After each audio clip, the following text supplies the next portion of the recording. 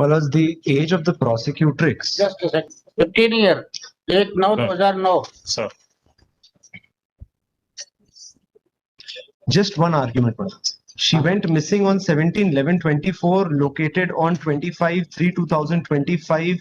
5 months almost she stayed with me. The only question is the age. Now, there is no scholar register on record. The prosecution has about 3 report cards. Class 6 का, 7th का और ये 8th. तो बदमाशी है police वालों की। 11वीं में पढ़ रही तो 10वीं पास की मार्कशीट है। 10 की मार्कशीट है मालूम। 10वीं की ये सही है अगर नहीं लगा तो बदमाशी है।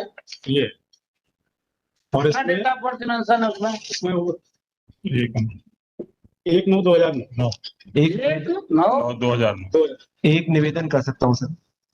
कुछ मत करो। DNA positive. और डीएनए एक निवेदन था. ये जो 10वीं की मार्कशीट है, ये चालान पेश हो गया है, उसमें भाग नहीं है. एक पिछला आदेश है इस कोर्ट का सर, एक बार वो देखें. आईओ के खिलाफ में कोर्ट ने एक ये मेरा सेक्रेटरी नहीं, मेरा निवेदन आज मेरे सामने जो मटेरियल है नहीं, पर वो 207 का भाग ही नहीं है सर. नहीं है तो अब वो जाने। अगर 207 का भाग नहीं है तो आई कैन नॉट बी. तलाशना है। नहीं, ट्रायल कोर्ट में वो आ जाए, मैं निवेदन नहीं कर रहा हूँ. हाँ, मैं वो नहीं कह रहा हूँ. As of now the court is to see the chargesheet. Chargesheet देखेंगे, केस डायरी पूरी देखेंगे। केस डायरी का भी भाग नहीं है सर. पिछला ऑर्डर एक बार देखेंगे. कहाँ से आई हो? पिछला ऑर्डर एक बार देखेंगे, उससे हो जाएगा. ये तर्क हुआ था कि आपके पास 2 अलग अलग रिपोर्ट कार्ड्स हैं. एक रिपोर्ट कार्ड में उसकी एज है 1/9/2006. एक रिपोर्ट कार्ड में उसकी एज है 1/9/2009.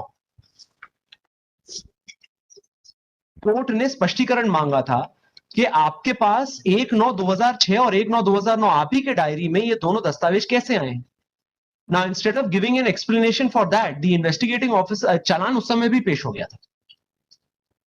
Now the investigating officer is saving his skin by producing this. मेरा बस एक रिक्वेस्ट था कोर्ट से. क्लास एक ट्रांसफर सर्टिफिकेट भी है रिकॉर्ड पे, उनकी डायरी में भी है, मेरे चालान में भी है. उस ट्रांसफर सर्टिफिकेट के अनुसार आई जस्ट रिक्वेस्ट मालॉस to note a few dates. लिखा तो मान रहा हूँ ना। जी, नहीं, मैं कुछ और बता रहा हूँ सर. ट्रांसफर सर्टिफिकेट के अनुसार जो प्रार्थिया है उसका डेट ऑफ एडमिशन क्लास 1 में दैट इज 17/7/2012. ये हर जगह पे 2-3 जगह पे आया है कि 2012 में बच्ची स्कूल चली गई थी. Now I only ask myself a question. Man, 2 date of birth है. एक वो जो बता रहे हैं 1/9/2009 का, उसके हिसाब से if we go, she was 2 years and 10 months old जब उनका कक्षा 1 में दाखिल हुआ. और एक जो रिपोर्ट कार्ड कक्षा 7वीं की इन्होंने ही, ये मेरा दस्तावेज नहीं है, इनकी चालान का भाग है, उसमें उसकी डेट ऑफ बर्थ लिखी है 1/9/2006. वो भी मेरा दस्तावेज नहीं. उसके अनुसार sir she is about 5 years when she gets admitted in school. So I submit, my lords, it is much more plausible for 1/9/2006 to be the date of birth as per documents. और scholar register इनके पास आज भी नहीं है. ये document जो दिखा रहे हैं 10वीं की marksheet, it's not part of the chargesheet. Last submission is the court में जस्ट हैव द 164 स्टेटमेंट्स. 164 के कथन में लड़की अपनी डेट ऑफ बर्थ बताती है सामने से. 100 कथन में वो कहती है मेरी डेट ऑफ बर्थ 1/9/2006 ही है. कहती है कि मेरे फादर ने मुझको किसी प्रकार, there was some dispute in the house, she left the house and went away. मेरे साथ गई, मेरे साथ रहती है, शादी कर लेती है, सब कुछ कर लेती है. शायद इसको मैंने भी डील किया है, केस आप आर्मी कर चुके हैं एक बार पार्शियली। नहीं सर, आपके सामने नहीं लगा सर कभी। अरे लगा है भाई। दाखिला खारिज में भी 1/9/2009 ही है मालूम, ये लगा हुआ।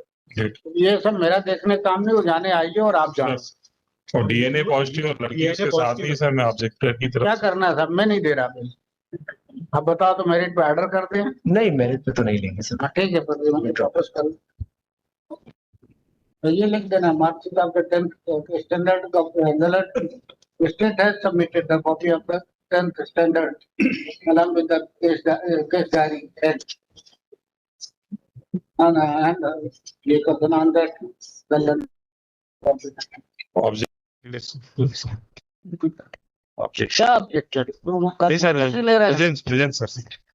ऑब्जेक्टर की प्रेजेंट डाल देना। जी सर।